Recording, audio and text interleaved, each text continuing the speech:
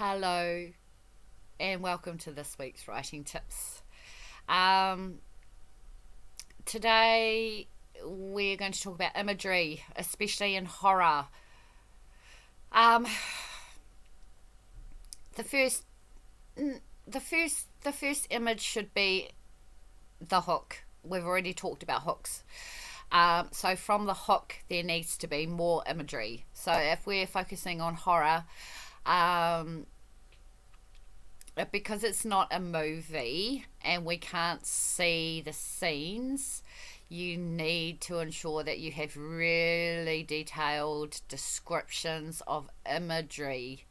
Um, it has to be done really, really direct, really, really well established so that the reader can see your vision in their own perspective inside their heads, uh, because it's really important. Imagery is so important. It's right up there with sensory details. It's an important element.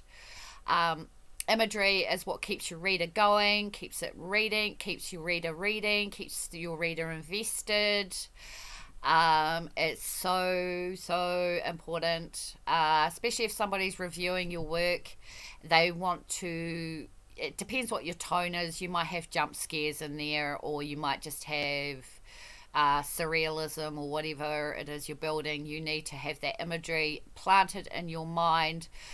Same, we'll get into characterization another time, but it's the same thing with building your characters uh, up. You need to know well, me as a reader, I want to know exactly all the details about the character.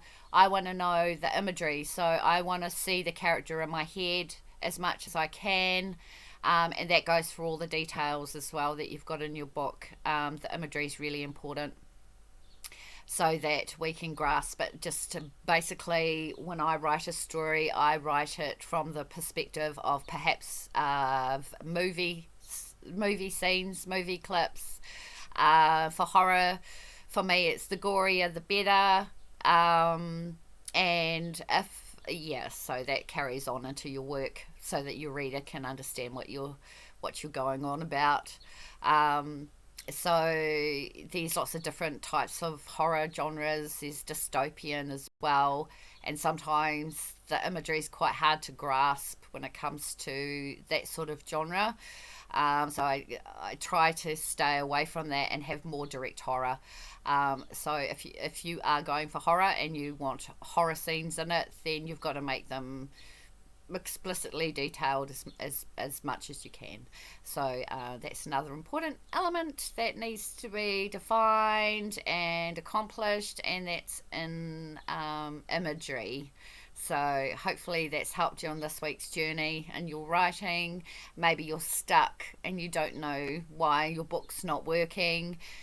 Maybe it just needs a bit more of a polish and a bit more imagery, so that we go up and down, up and down, up and down, and not just straight stable. We want some ups and downs, and because your imagery should ebb and flow as well as the climaxes, to help with your story being a success.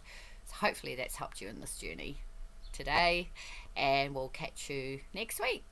Okay, have fun with your writing. Take care. Bye.